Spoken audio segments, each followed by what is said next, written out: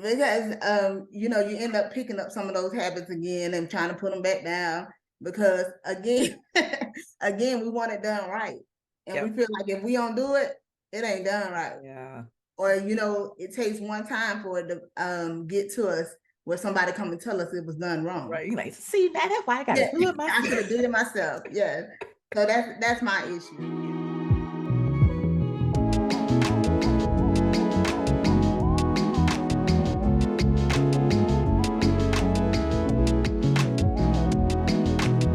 Hello, welcome back to the Reclaim Your Energy Sis podcast. I am your host, Monique Addison-Stinson, burnout prevention coach, and I am so excited. If you've been following me for some time, you know that I have another podcast called the Burned Out Preacher Podcast. And on that podcast, I've done a ton of podcast interviews, but this is my first interview on this podcast, and I'm very honored to have our guest today. And I'm just going to let my guest introduce herself. Hello, my name is Alicia Williams. I am a Pensacola native, born and raised. I have a master's in psychology. I have been with Baptist Healthcare now for 17 years. 12 years. Yes, 12 years is in cardiology. In 5 years, the last 5 years, God has blessed me to get paid to go to church. So I work for the Baptist Faith Health Network, and we are the bridge between congregations, community, and healthcare. I love that. I wanted to work with you guys. I really did. I love that. So I didn't know you've been at Baptist for 17 years. You look like you're 20. Yes. You started when you were like 3? I wish I could say. I said before, I had Baptist before I had husband, before I had child, before I had degrees. That is awesome, Alicia. I love that. Thank you so much. And you and I worked together years ago. So I've been knowing you for quite some time. And I am so proud of you. Thank you. I'm really, really proud of you. So as I said to you, I didn't say it on this podcast, but I'm starting this series called Hang Up Your Cape, Sis. And it's really for us as Black women and women in general, but particularly Black women. We have very unique stressors, and we tend to just do it all. Like we just jump in and we just do it. Whatever's given to us, we just give it back. We just, we just take it and we just do it. We're just amazing that way. But I feel like there's this movement now for, especially in my generation, your generation, where we're seeing that, okay, sis, you don't have to do so much. Like you can pull it back a little bit. And I wanted us to talk about that a little more. I know you may have experienced some unique stressors, I'll just say like that, in corporate America, as I have. But I really want to talk about what we deal with as Black women and burnout and stress. So if you can share, I'll just start here. Have you dealt with burnout? If so, what did it look like to you? Most definitely. I'm the oldest of 5 on my mom's side, 4 on my dad's side. Wow. So I was born with the gotta do everything. Yep. Then getting into corporate America, dealing with things on the job, trying to make sure everything is where it needs to be, how it needs to be. And my last 3 years in cardiology, I got to work with 2 of the most amazing cardiologists, both of them being African-American male and a Vietnamese woman. And she was the only woman in cardiology. Yeah, I don't recall seeing another female cardiologist. My mom goes to Baptist, and she's been there for years. She deals with some cardiac issues. And I've never seen a female cardiologist. Well, now they have some new ones, but she left in 2018 when I actually switched over to this department. Gotcha. But she was the only female, and she taught me so much as a Vietnamese woman, just her walk and her talk. Gotcha. But everyone thought she was so, should I say, like so hard. because she was a perfectionist. But the stress, yeah, the stressors on the job became different. It was no longer, my normal coworkers. It became management. Yep. Because I'm telling them, no, she's not like this. Right. Because she normally doesn't talk to anyone else. She talks to me to tell someone else. Right. But it started becoming a big factor, which gave me burnout for work. Yeah. I trying to maintain at work. And I had, like I said, I had 2 cardiologists. Right. So, and they end up being like twins, a man and a female. It was amazing. God does things for a reason. Yeah, absolutely. That probably put you in a very precarious situation as well, because you're trying to do your job, but then you're also find yourself as being the mediator. Correct. Which yeah. I told them, heart and brain has always been my thing. Right. I wanted to know why my family thought the way they thought. So that's why I went into psychology. But God knew I needed to heal things within me. So he gave me 2 cardiologists. Wow. Yes. That God is. Yes, it's amazing. God is so awesome. And I told him he gave me the best, Right. 2 of the, like I said, an African-American male and a female. Yeah. Man, I wish I could reach out to that female, because I bet she was stressed, because she's just doing her job. And I can only imagine the stress she encountered to get to the role that she was in. I'm gonna tell you, walking beside her, because I used to always say I work with her. And she said, no, you work. I know I used to say I work underneath her. And she said, no, you work beside me.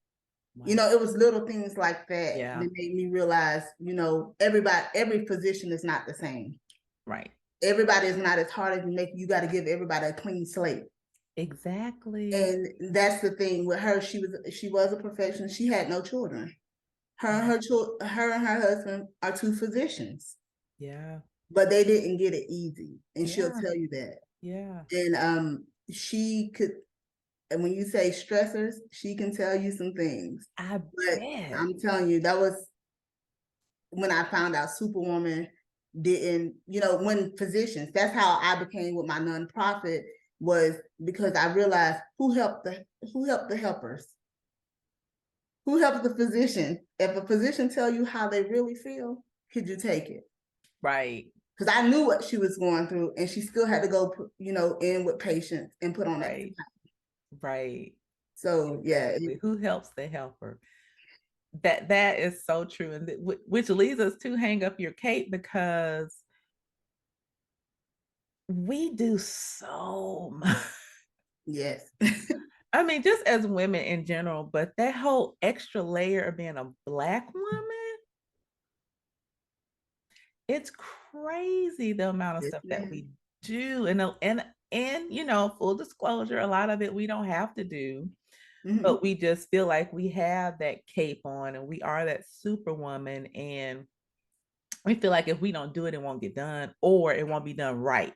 Correct. And so we just end up doing everything and burning ourselves out, saying, I don't need no man, I can do it, I'm a strong Black woman.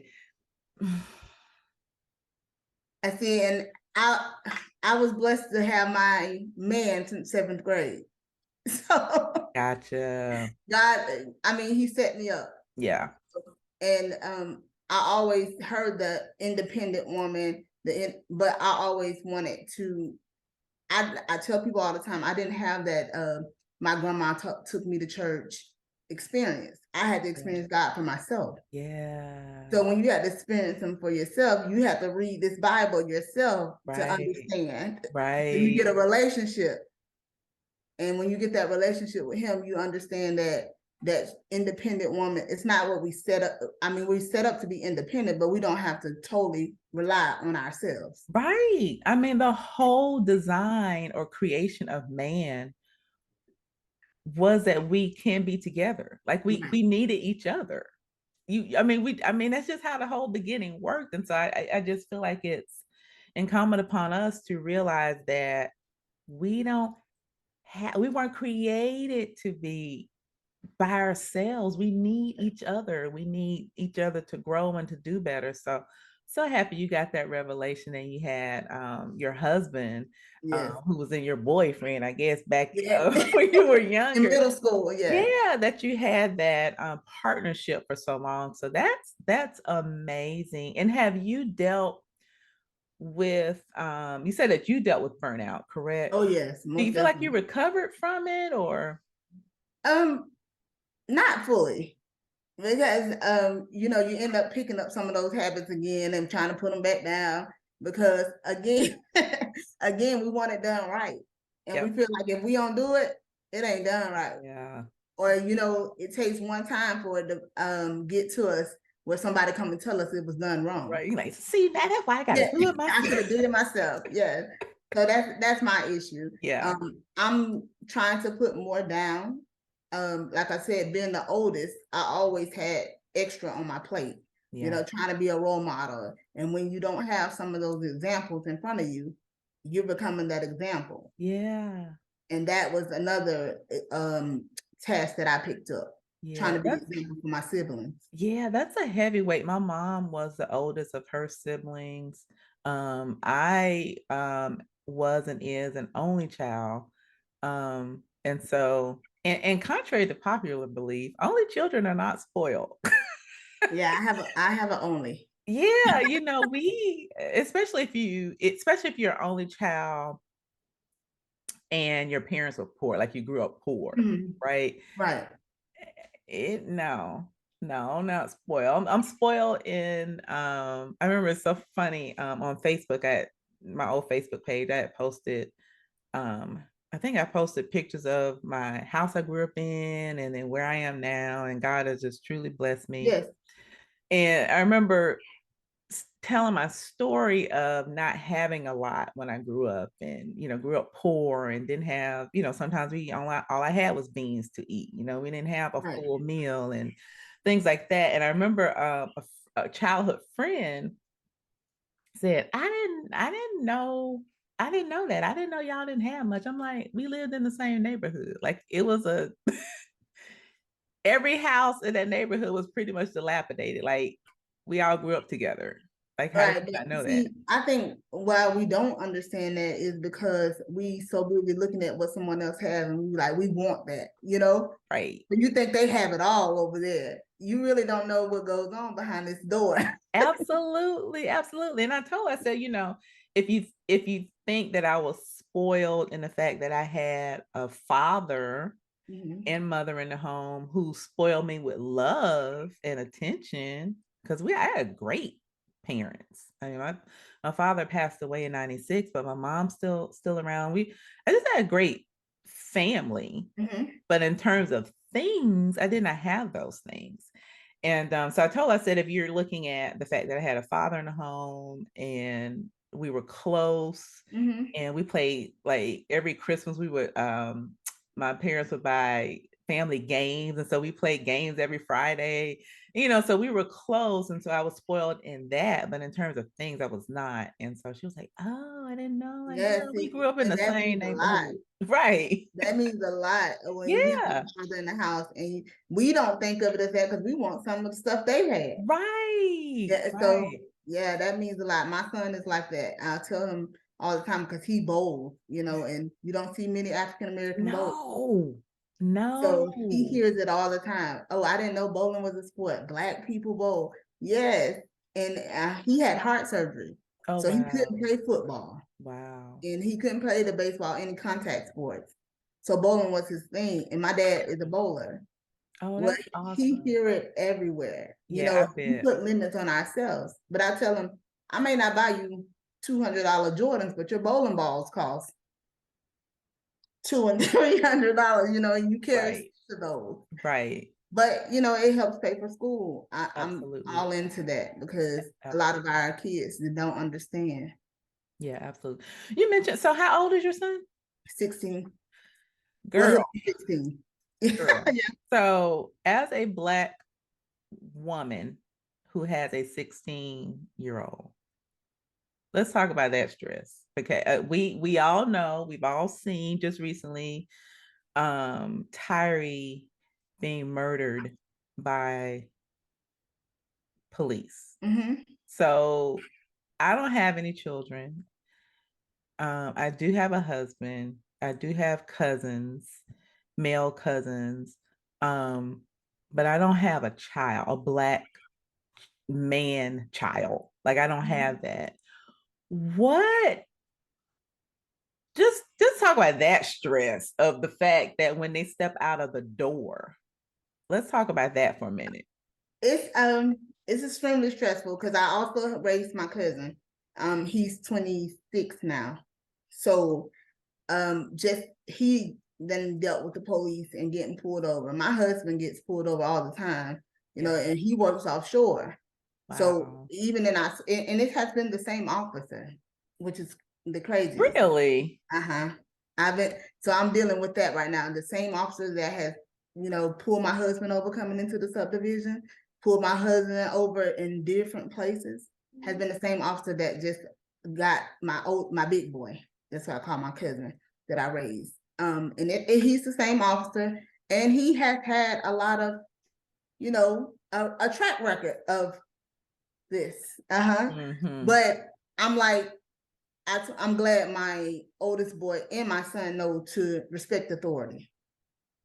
Now it's hard. I seen the camera, the body cam with my oldest boy talking to this officer, and the way he talked to him, because we don't do the color thing.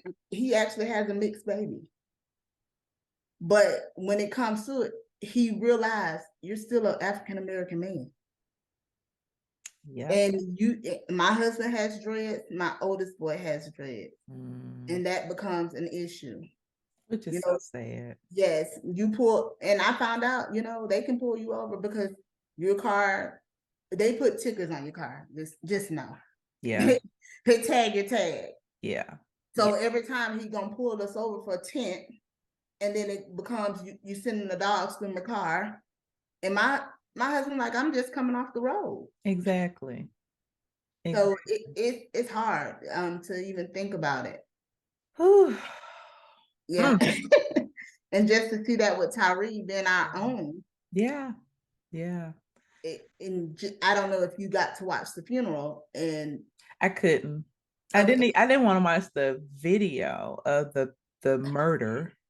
But I happened to walk in, and I think it was my mom or my husband. One of them was watching it, and I happened to turn to the TV and was like, I did not want to watch this, and watched it and cried. I was angry. I watched the funeral because they didn't open, you know, like they didn't open casket. They didn't show a lot, but I love to hear Al Sharpton talk. Yeah, yeah. And he will change your whole perspective on everything, you know. And for him to say, because he went off Genesis 37, which is Joseph, the dreamer. And for him to say the same place the dreamer was slayed, what happened to the dream? It gives me chills now to even think about that. And it wasn't far from where MLK was killed.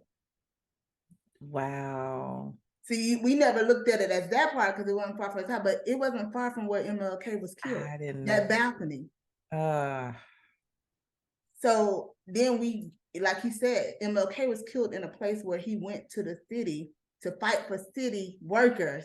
Right. And this is who kills the dream right here. So when I heard that, it just put a whole perspective on. I mean, I watched the video because it took me a long time to watch it, but I wanted to see what actually happened. And, you know, a lot of people was asking, why did the Caucasian officer didn't get charged and things like that. I mean, looking at it, it'll change your perspective. Yeah. And you know, kind of like with the murder of George Floyd, I feel like, first of all, when George Floyd was murdered on live TV or video, and then of course it was on TV, I think a lot of white people got it, like what we've been saying for years. And then that kind of died down, right? And now Always. here we are again with the exact same thing happening. And there are a few more white people are like, oh, I see what y'all have been saying. So I hate that our Black men have to be crucified in order for the others to finally understand what we've been saying for years. And I think it's very interesting that it was Black cops that beat Tyree. And I think, what we've been saying for years, because, when we kept saying Black Lives Matter, then you hear but Blue Lives Matter. But now they see what we're saying, right? And yes, and in that term, I tell people all the time, I had to go and look up the agenda, and when you go look up the agenda of Black Lives Matter, I'm thinking like, yes, that is a true statement. Our lives have always mattered. I mean, we shouldn't have to make a slogan to make you know that it matters. But when it comes to looking at the agenda behind it, I'm like, but we're fighting for Black men, and the founders didn't want to be Black men. We have transgenders and things like that. Not saying I'm against any of that. I'm just saying facts, So you fight for a Black man, but you don't believe in a Black man because you were one and you changed. Wow. So that's when we start seeing in LBGT matters too, and that has taken a platform over our Black men. Yeah. Yeah. So and then with the Black and especially with Black men, so you will see time and time again on social media and various platforms, whenever something like this happens to our Black men, we as Black women are like in there fighting, we're voicing our opinions, we're bringing up the issue. But then when stuff happens to us, I don't see much of that same energy. They like, keep down the mess. Yeah. It's messy. Yeah. Exactly. So then that stresses us out. We're like, really?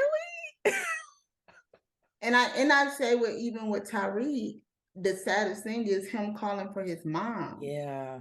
And not only the fact that he was calling for his mom in pain, he was calling for his mom because he thought she could hear him. Yeah. She wasn't far. Right. And that hurt me more than anything. I know. To know that I was right around the corner. Right. For my son getting beat. And to know that his own brothers would do it. And I told my husband, I said, the saddest thing is a lot of people wonder why the white cop didn't get charged. But if you go look at the video, he never even went to the scene where he was getting beat. Yeah. He stayed, and the taser that he, disallowed never touched Tyree. Yeah. So in a way of fear, I feel like he was saying, get on your stomach and get on the ground, knowing like it can get ugly. Yeah. And so now it's just our children going out the door. We don't know if our boys coming home. Exactly. You don't know. And that's the stress that we deal with every time our Black male relatives, loved ones go outside. And like I told my husband, this wasn't one that you say, oh, he had dreads, he had the pen. He was a skateboarder. My son is a skater. Right. And he take pictures. My son take pictures. I can put myself in all those situations to relate to Tyree's mother. Yeah. But the fact that you were driving home, you didn't make it. It does something to me every time. Yeah. And it's sad. And we still have it, and because of authority. Yeah. They took their authority too far. Right. And that's the thing that we stress out about and worry about on a daily basis. And then you got to do your job, right? So you got to be at work. I remember when I was when George Floyd was murdered, and I was working at Human Resources, and the next day, I think we had it was like a HR training or something.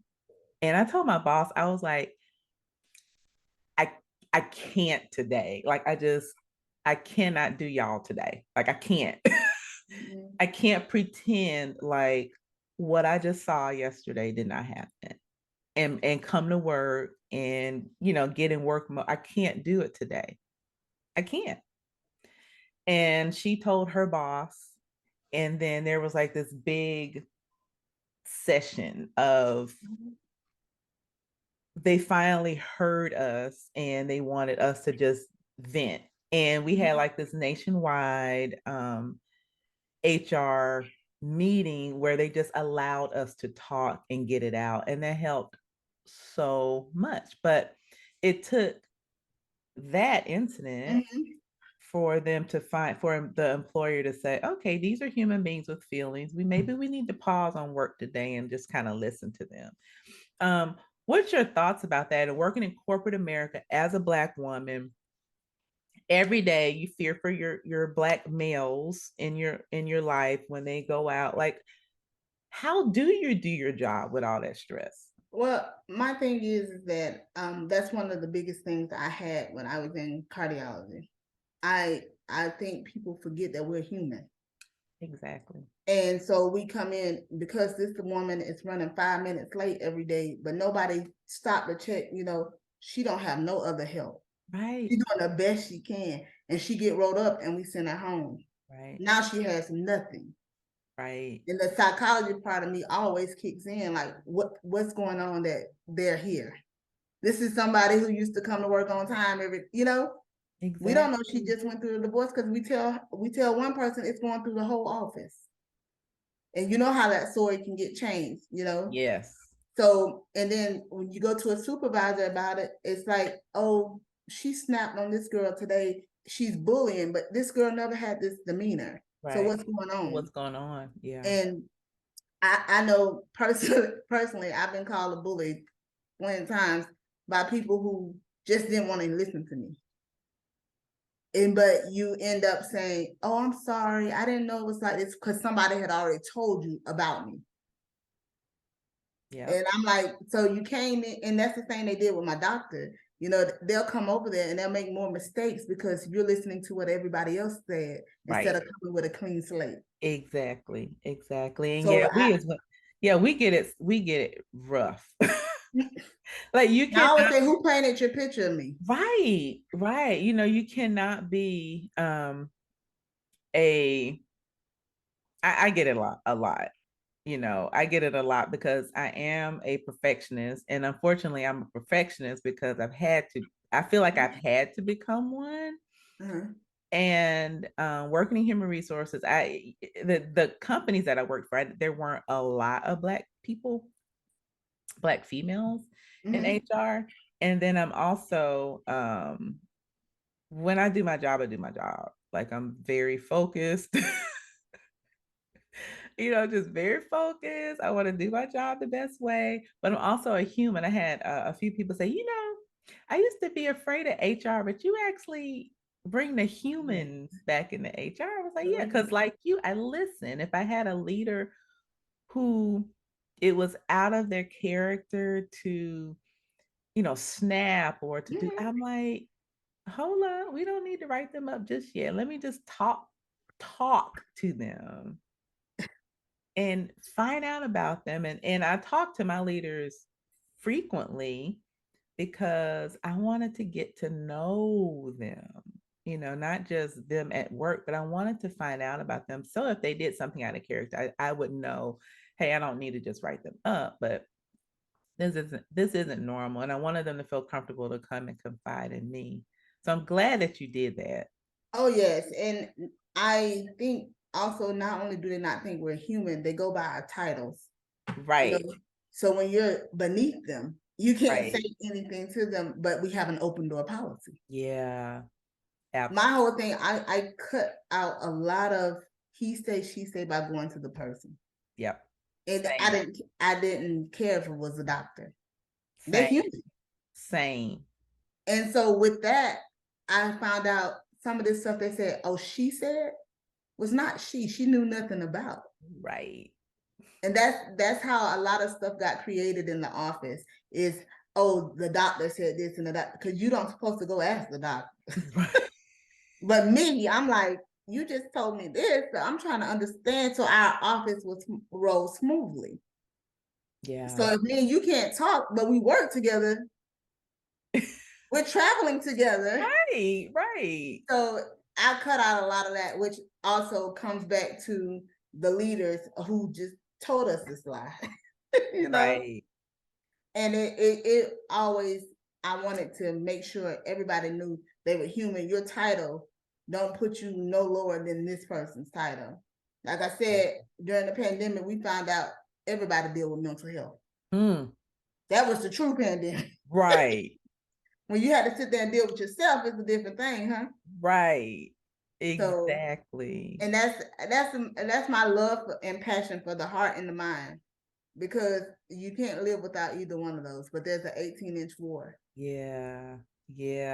I love that. I love that. You bring up when you mentioned everybody being human and you don't care about titles. So I didn't have this on my notes for us to talk about today, but I have a huge struggle with church folk, with titles and Oh, we gotta go here. Do you have that problem with church? I do.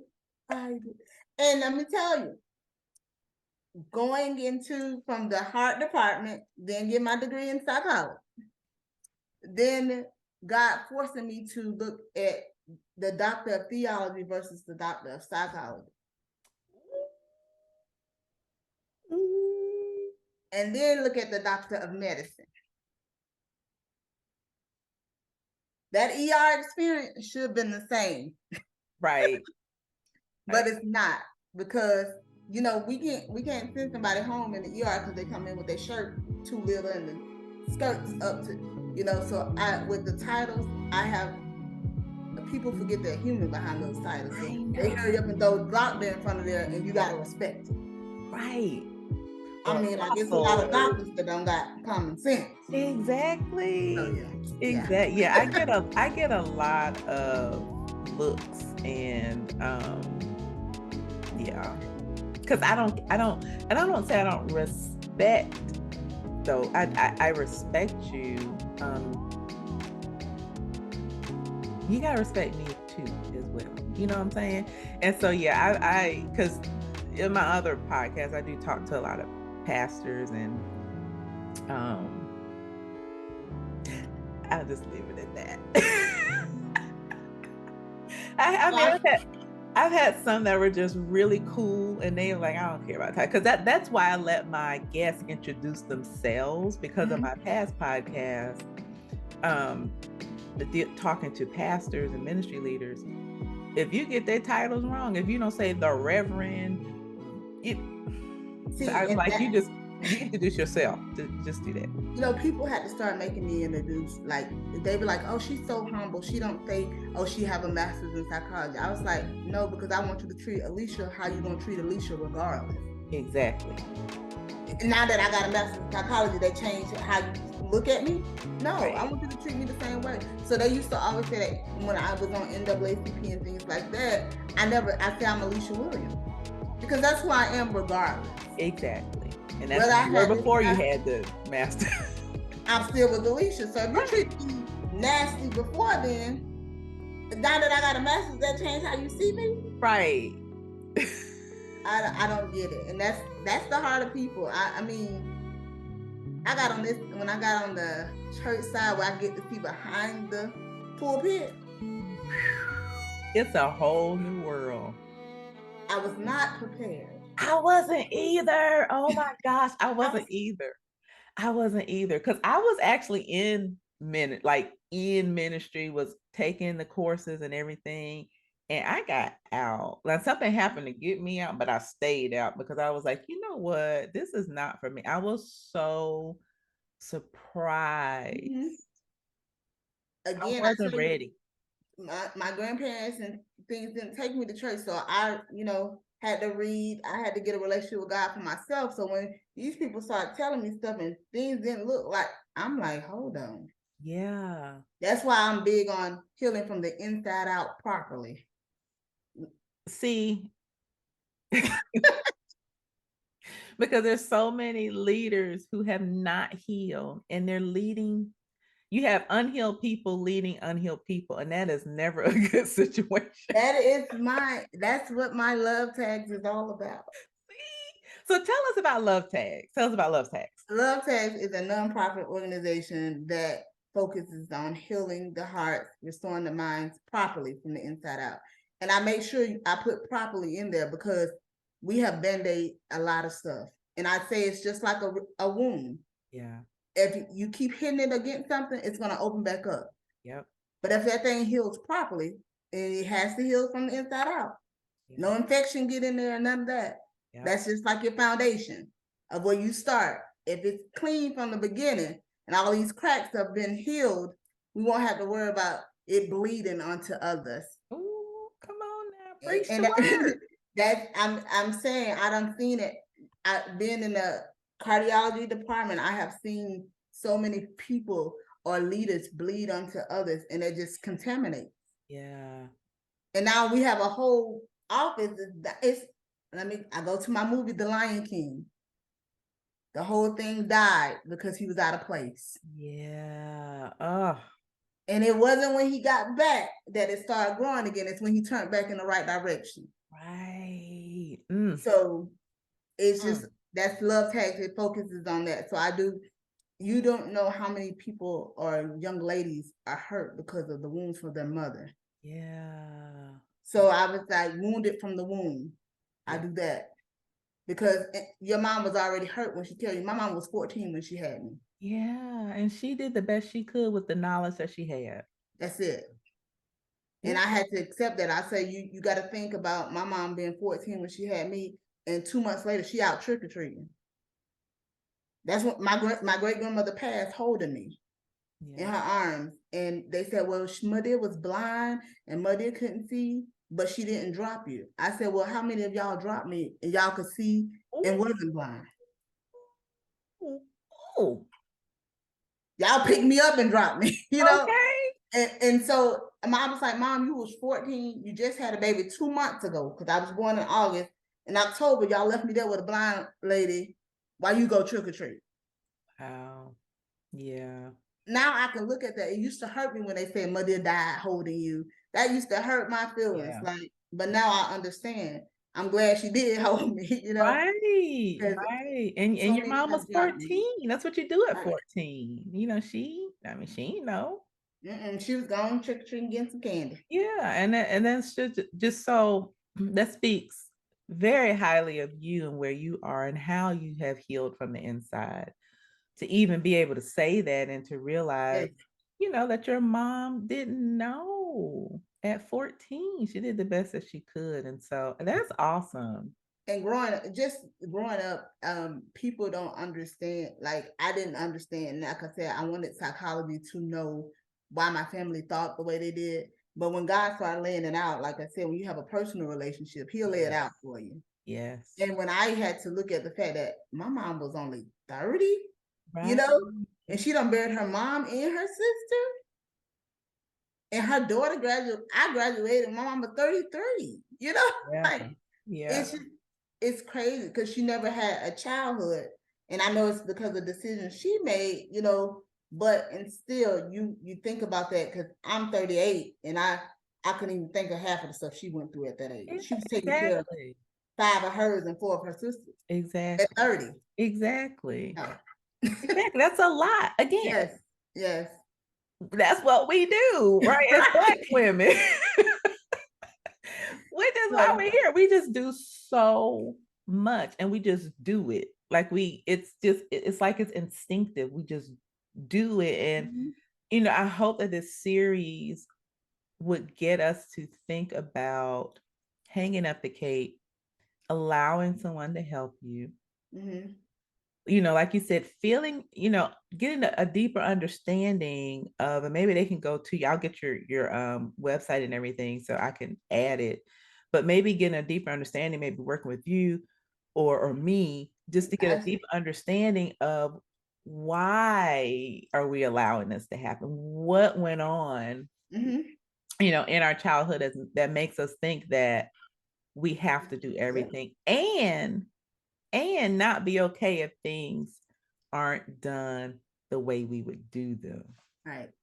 It's okay to make a mistake. Yes. It's okay not to be okay. Exactly. We don't understand that because we were told to pray it out. Yeah. Ugh.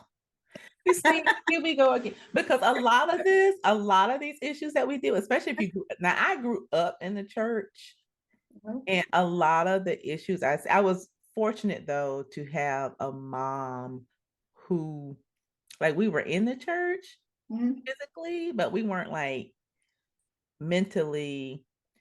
And when I say mentally, I mean we didn't do the whole 7 days a week. Huh? The 7 days a week. No, well, we were there probably 4 to 5 because I was in like a ton of different things. But we just didn't drink the Kool-Aid of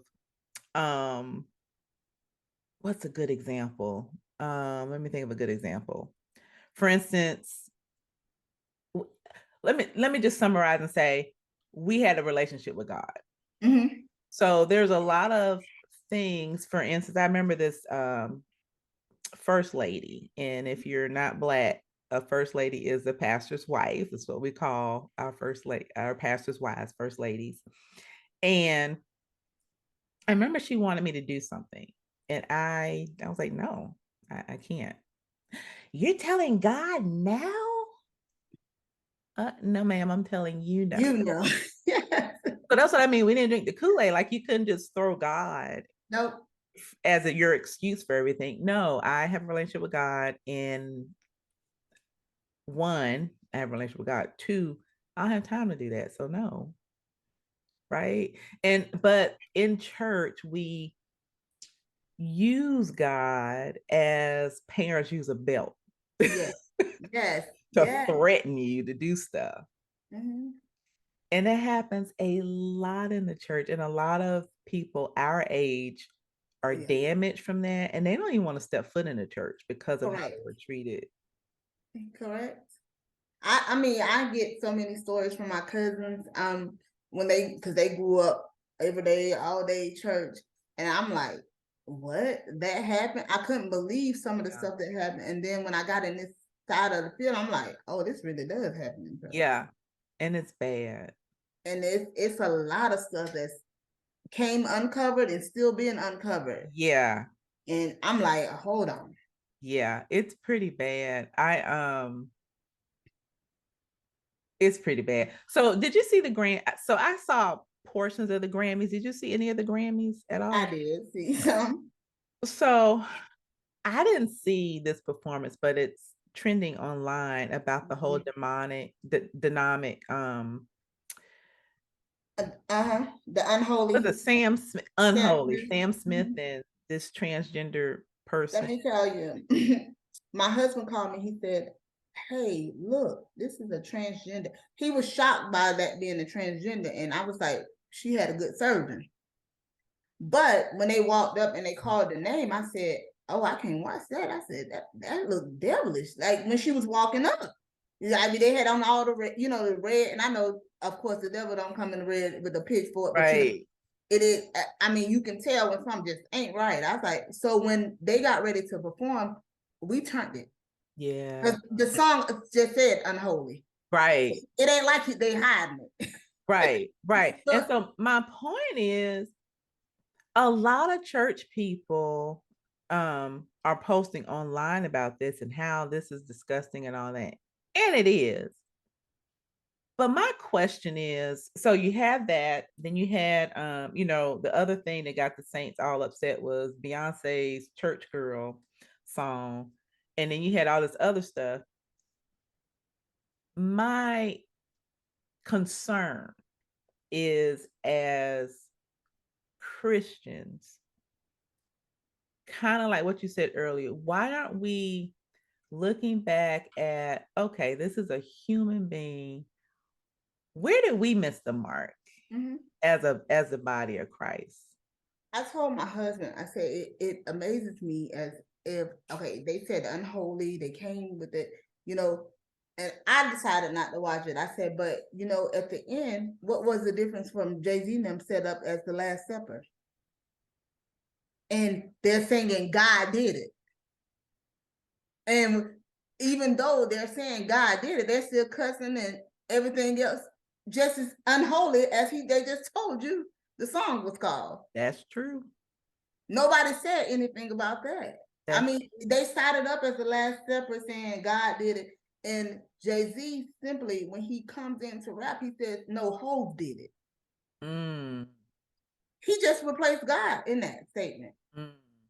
But nobody complained about that. We couldn't see that part. Yeah. So we're trying to focus on the things that these people are not hiding it. So we get mad because sinners look like sinners. Right. I mean, you wanted them to come in and look like a saint and they just told you who they are. Like, I don't get it.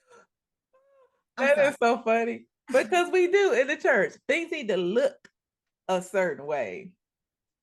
You know, you need to cover up your knees and your elbows, and you need to, but you can still do what you do, but you just need to look right. She used to wear a skirt down to her feet. That skirt come up just as long as the short one. That's what she tell you. She'll tell you. And it's the truth, but we don't look at, like I say, inside out means more than just, you know, healing from the inside out. That's how God views us, as the inside, our heart. Right. That's the same color. Exactly. You know, so at the end of the day, we're looking at all this, and it's our heart. He says, of all things, love. You got to love with your heart. Yeah.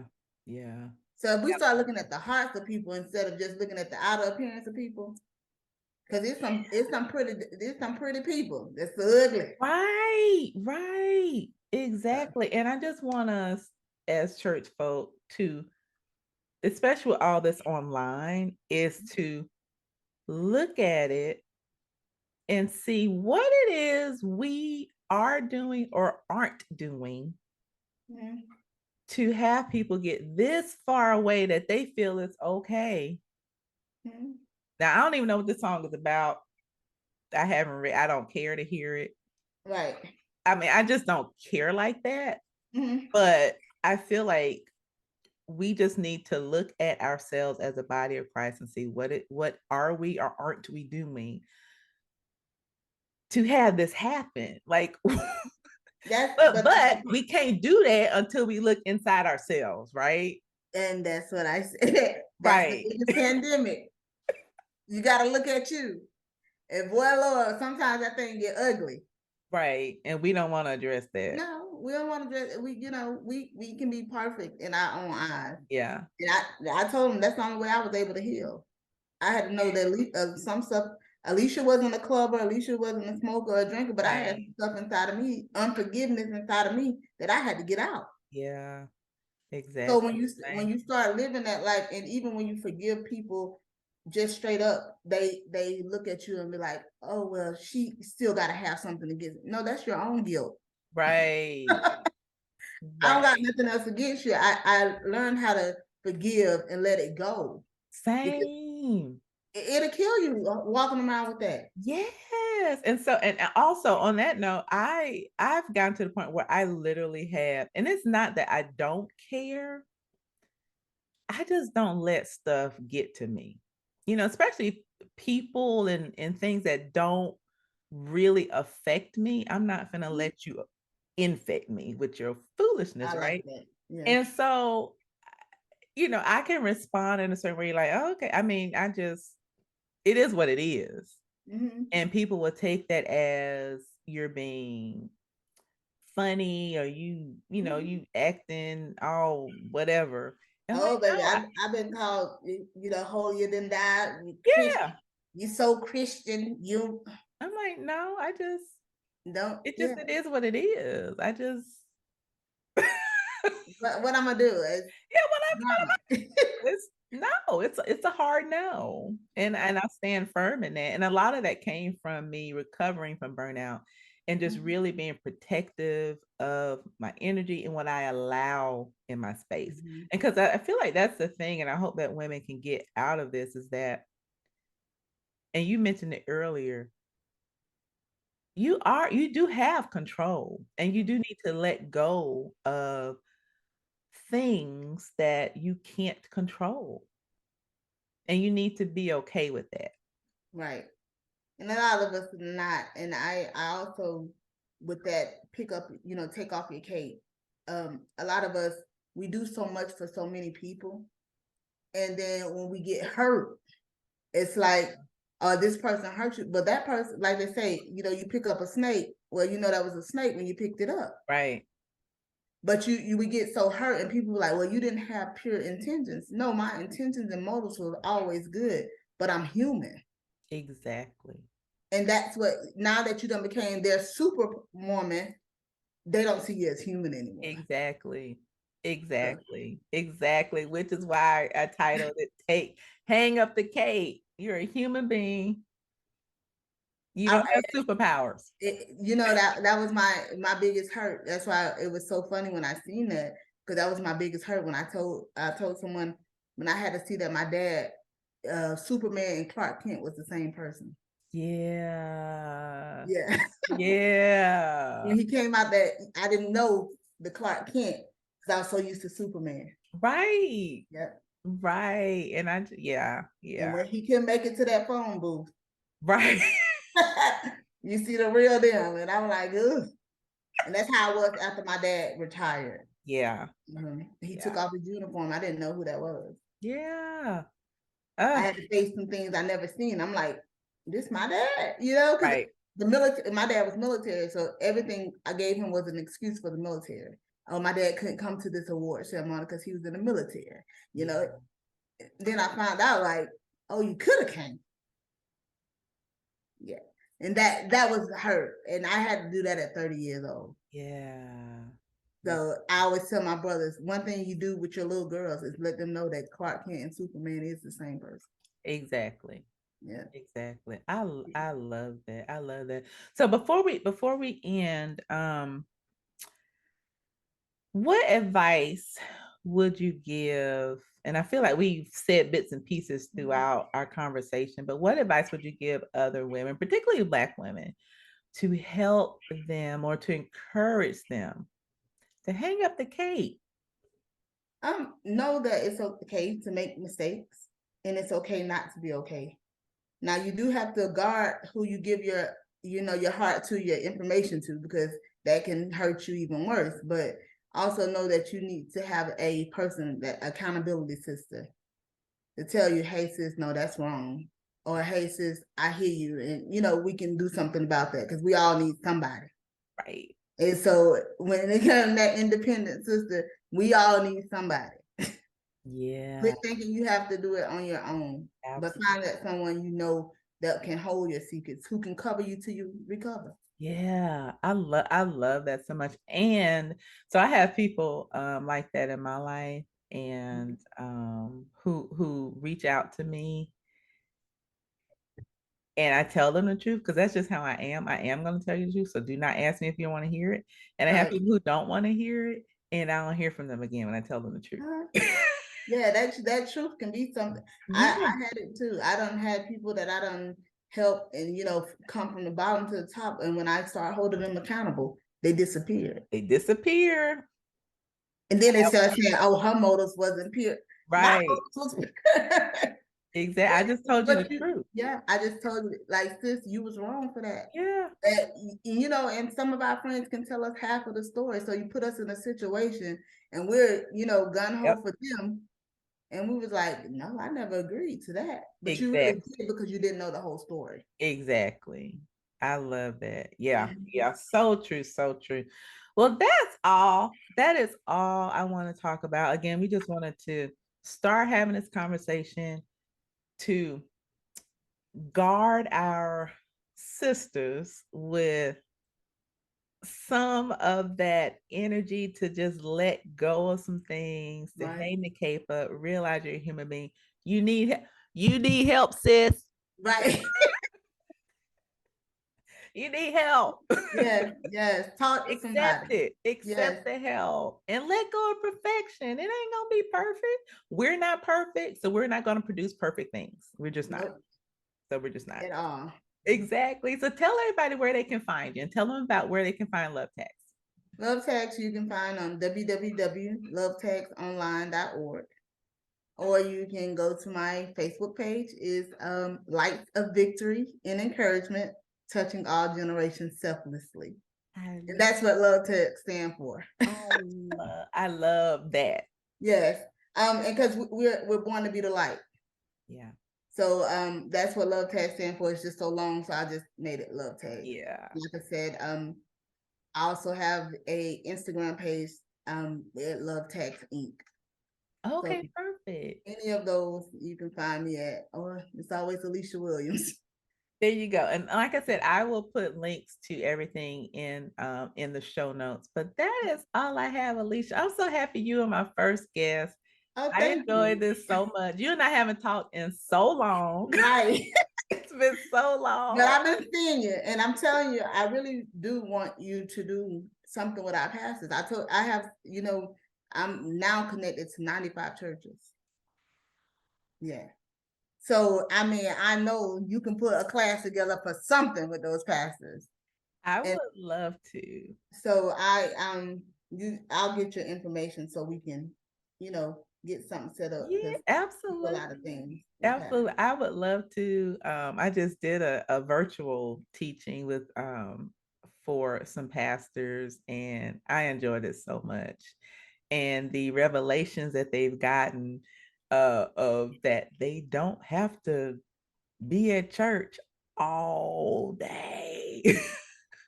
You can take some time off. And it's the same thing with them. Hang up. You're not in, you are a human being just like your congregation, and your body requires that you rest. If you don't give it rest, it will sit you down. It's going to take it by force. Yes. And I also think pastors make mistakes, man. They're human. Yeah, absolutely. If we can't, I tell people all the time, if we can't say the pastor can repent, then how can we tell people on the street they can repent? Exactly. We take off their cape, take off their cape. Yep. Exactly. The white coat for a doctor is not a cape. That jacket for a pastor is not a cape. Exactly. Take it off. Take it off. Take it off. Exactly. Well, thank you so much, sis. I appreciate You're welcome. You hang tight, but that is all, everyone. And I will see you in the next episode. Talk to you later.